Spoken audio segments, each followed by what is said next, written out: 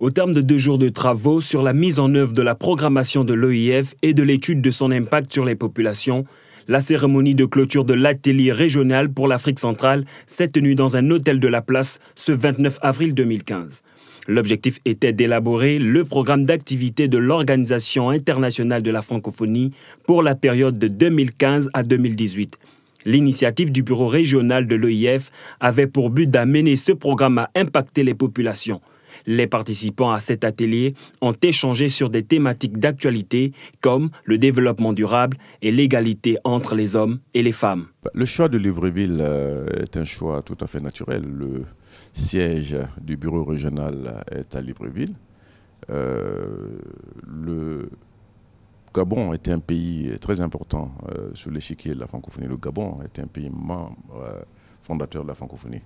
Et cet atelier a été souhaité également par les autorités gabonaises pour impliquer les administrations gabonaises concernées. L'Organisation internationale de la francophonie s'inscrit dans la continuité de l'action des pouvoirs publics, en veillant au respect des droits des populations, qui est une obligation de chaque pays membre. Le but et les perspectives de cet atelier ont été déclinés par l'un des responsables de cet atelier. Alors le but de l'atelier de Libreville, c'est vraiment de faire en sorte que la programmation de l'OIF soit davantage en proximité des populations sur le terrain, qu'on soit beaucoup plus concret et d'expliquer la démarche qu'on a prise après l'adoption de la programmation à Dakar en novembre dernier. Retenons que plusieurs délégations du bureau régional de l'OIF et des représentants des membres du gouvernement gabonais ont pris part à cet atelier de Libreville. Le gouvernement de Bujumbura a décidé ce jeudi de fermer les logements universitaires de la capitale avec pour seul objectif de protéger ses résidents. Alors que les agitations se font toujours ressentir dans le pays de la zone des Grands Lacs, les étudiants burundais estiment que cette décision vise à arrêter les manifestations contre le 3e mandat de l'actuel chef d'État, Pierre Nkurunziza, tandis que le ministre de l'Intérieur soutient que cette fermeture permet de maîtriser la situation. Nous avons appelé la presse pour d'abord lancer un message d'apaisement pour dire que la situation est sous contrôle, que les forces de l'ordre de sécurité commencent à redresser la situation et remercier les citoyens de Bujumbura qui sont restés sereins et qui ont gardé la tranquillité, qui n'ont pas répondu à ce mouvement. Le régime en place, qui affirme être ouvert au dialogue, appelle toutes les sensibilités burundaises au calme afin que dans quelques jours, un cadre de discussion soit établi avec le soutien des Nations Unies. Nous avons également voulu tranquilliser les politiciens et toutes les parties prenantes au processus électoral, qu'au Burundi, nous avons opté pour la voie du dialogue et que nous allons poursuivre cette voie de dialogue pour pouvoir trouver des solutions aux différentes divergences entre les protagonistes politiques du 4 au 5 avec l'appui des Nations Unies à travers la mission d'observation des élections au Burundi. Sachant que de nombreux étudiants viennent des provinces pour apprendre à Bujumbura, la fermeture des résidences universitaires affecte énormément certains d'entre eux. La mission d'observation des Nations Unies présente au Burundi s'est engagée à faciliter le dialogue entre les différentes parties. Après la publication d'un rapport des Nations Unies consignant des témoignages des victimes présumées de viols attribués aux militaires français déployés en Centrafrique sur une dizaine de jeunes enfants entre décembre 2013 et mai 2014 à Bangui, la justice française a réouvert ce dossier.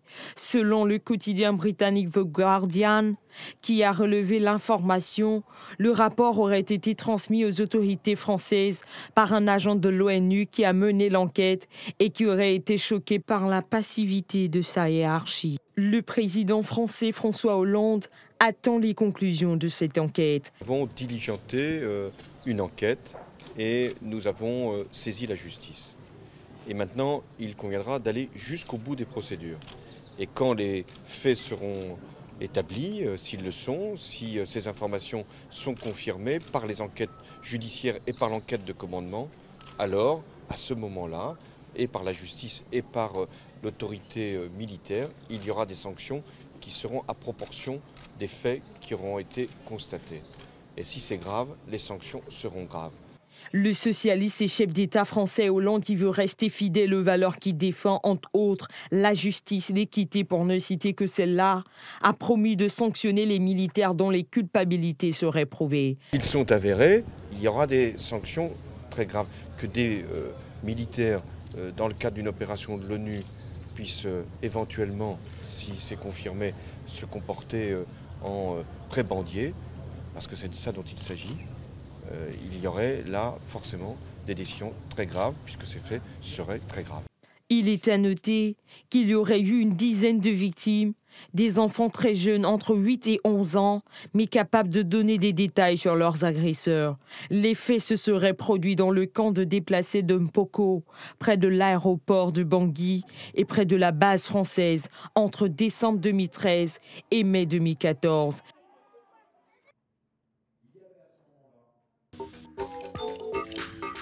C'est au Zimbabwe ce mercredi, à l'occasion du sommet de la communauté de développement de l'Afrique australe, que le président en exercice de l'Union africaine et actuel chef d'État zimbabwéen Robert Mugabe s'est adressé à ses compatriotes qui émigrent en Afrique du Sud chaque année.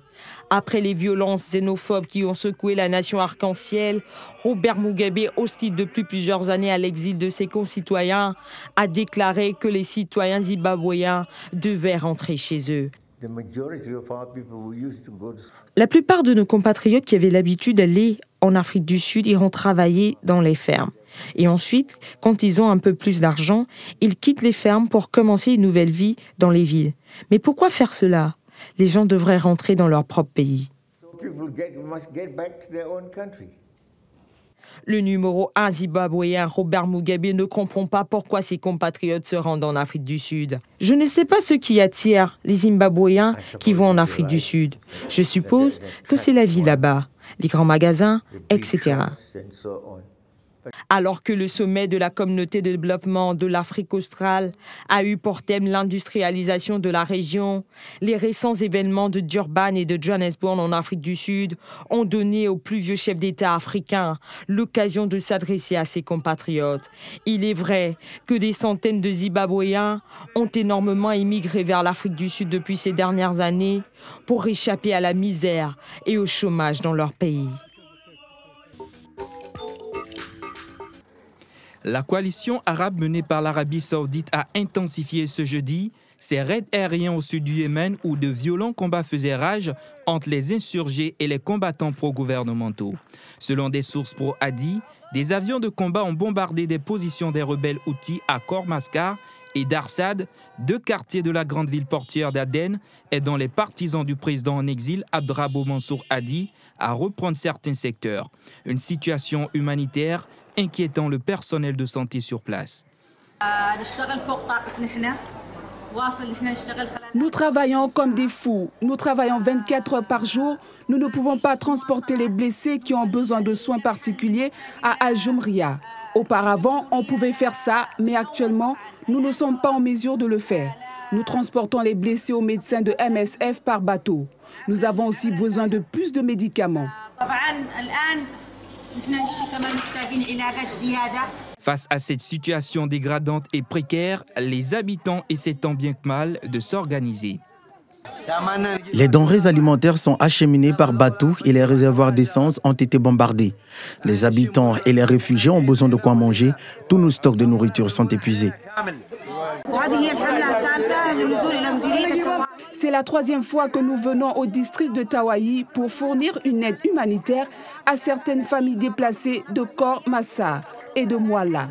Nous acheminons l'aide par embarcation. On évite d'emprunter les routes parce que les militants Houthis et pro-Sahel pourraient confisquer notre aide. Selon un bilan de l'Organisation mondiale de la santé, plus de 1000 personnes, dont une moitié de civils, ont été tuées au Yémen. D'après l'ONU, au moins 115 enfants sont morts dans les hostilités. La première édition de la Foire internationale d'Abidjan s'est ouverte mercredi au Palais des Sports de Trècheville, dans le sud de la capitale économique ivoirienne. Nadia Raouti, directrice sectorielle de Maroc Export, a souligné qu'une quarantaine d'entreprises marocaines du secteur du bâtiment et des travaux publics, du textile, des câbles électriques, des produits et services exportables participent à cette Foire internationale d'Abidjan. Castori, l'entreprise marocaine, est spécialisée dans la fabrication de fenêtres, des portes de douche en verre trempé, des volets roulants motorisés, des films scolaires, de sécurité et de décoratifs, a également exposé à cette première édition de la Foire internationale d'Abidjan. Saluant l'organisation de cette foire autour du thème « Quelle politique d'investissement pour une Côte d'Ivoire émergente ?», Madame Raouti s'est félicitée de l'environnement économique de la Côte d'Ivoire. Les stands marocains à ce rendez-vous économique et commercial ont occupé une grande superficie et certaines de ces entreprises marocaines ont affirmé être à la recherche de partenaires locaux en Côte d'Ivoire pour fructifier leurs affaires. Plus de 10 pays en provenance d'Afrique, d'Europe, d'Asie ont participé à cette foire internationale d'Abidjan qui s'achève le 10 mai prochain.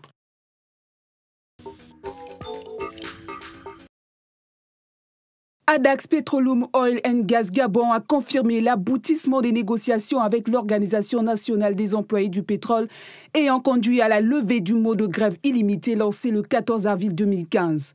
La direction générale d'Adax Petroleum a confirmé la reprise du travail sur l'ensemble des sites de l'entreprise depuis ce lundi 28 avril 2015.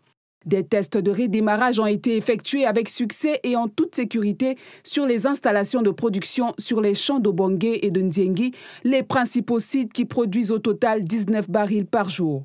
La compagnie a annoncé que la réouverture des puits se fait progressivement depuis ce jeudi et l'exploitation des 2 champs devait atteindre son plateau de production journalière dans les prochains jours. Selon un communiqué officiel de la compagnie, la direction générale d'Adax Petroleum Oil and Gas Gabon se déclare satisfaite de l'issue de cette grève et réaffirme son attachement au dialogue permanent et constructif avec ses partenaires sociaux et parties prenantes en général. 4e producteur de pétrole au Gabon, Adax produit par jour 19 barils de pétrole. La longue grève sans service minimum a occasionné d'énormes pertes financières à la compagnie. Le personnel réclamait des primes et le licenciement des personnes atteintes par l'âge de faire valoir leur droit à la retraite, ainsi que la suspension des procédures de licenciement de 5 agents, dont 3 pour vol. L'Organisation mondiale de la santé s'est émue face à la résistance antimicrobienne et son manque de capacité à traiter des maladies sérieuses. L'OMS aurait mené cette étude auprès de 133 pays et 34 de ces 133 pays ont mis en place une politique pour lutter contre la résistance aux antibiotiques. Ce rapport montre que seulement 1 pays sur 4 dans le rapport ont un plan d'action en place pour tacler la résistance antimicrobienne. C'est trop peu. L'OMS avait lancé l'année dernière un avertissement sur la question, estimant qu'on s'acheminait vers une époque post-antibiotique où on pourra mourir d'infections banales ou de blessures légères.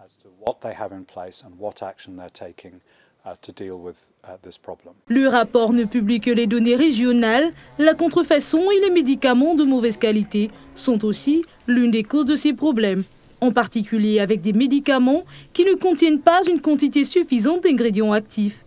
C'est particulièrement le cas en Afrique. Selon le rapport, 8 États auraient répondu sur les 47 pays africains membres de l'OMS sollicités.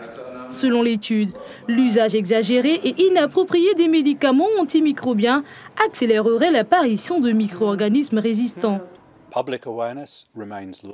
La sensibilisation du public reste basse dans toutes les régions du monde. Par exemple, il y a beaucoup de personnes qui continuent à croire que les antibiotiques qui combattent les bactéries seront efficaces pour contrer une infection virale. Cela veut dire que les antibiotiques seront peut-être utilisés quand ils ne vont pas fonctionner et quand ils ne sont pas nécessaires. L'OMS a préparé un plan d'action global qui sera proposé à l'approbation des pays membres dans leur réunion annuelle à Genève en mai.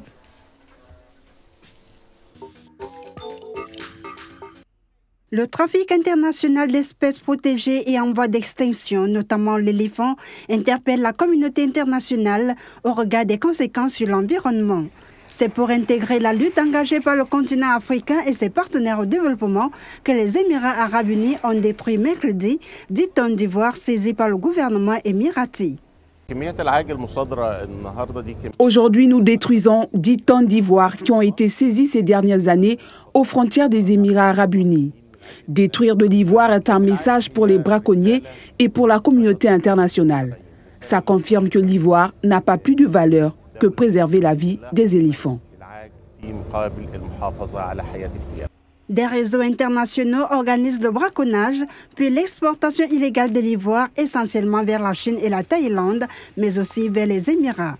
Là, les défenses des éléphants abattus sont transformées en statuettes et en bijoux. Le trafic d'espèces menacées génère, selon les experts, environ 19 milliards de dollars de chiffre d'affaires sur le plan mondial. Et 25 à 50 000 éléphants sont tués chaque année pour être utilisés en Extrême-Orient comme bijoux, antiquités ou accessoires. La conférence de Kazan au Botswana en mars dernier avait ainsi permis aux experts d'interpeller les gouvernements à prendre des mesures fermes pour protéger l'éléphant, dont la survie est aujourd'hui fortement menacée. Un musée consacré au nazisme ouvre ses portes à Munich, dans le sud de l'Allemagne, ville berceau du mouvement hitlérien, qui longtemps a eu du mal à se confronter à ce passé compromettant. L'inauguration de ce musée jeudi dernier coïncide avec le 70e anniversaire de la libération de la capitale bavaroise par les troupes américaines.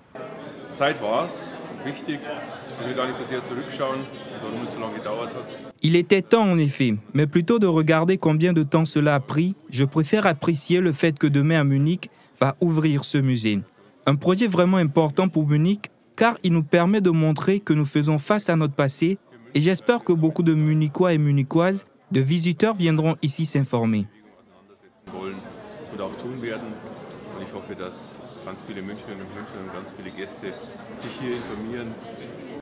C'est également le 30 avril qu'Adolf Hitler mettait fin à ses jours dans son bunker berlinois en 1945, à quelques jours de la fin de la Seconde Guerre mondiale en Europe. Vétérans américains et survivants de l'Holocauste doivent se joindre aux personnages politiques comme la ministre fédérale de la Culture Monica Grütters pour la cérémonie organisée dans ce bâtiment, un cube blanc aux fines ouvertures vitrées érigé au cœur de l'ancien centre névralgique du pouvoir nazi. Cela a vu le jour ici à Munich. Nous étions national-socialistes avant beaucoup d'autres villes allemandes. C'est ici que le nazisme a grandi. La société ici s'entrecroise avec l'histoire de la ville et forcément, il est toujours plus difficile de se pencher sur ses problèmes et sur ceux de son père ou de son grand-père. L'exposition permanente sur 4 étages présente en allemand et en anglais photographies et vidéos retraçant l'époque depuis la grandiose parade militaire jusqu'à la destruction de la ville par les bombardements alliés.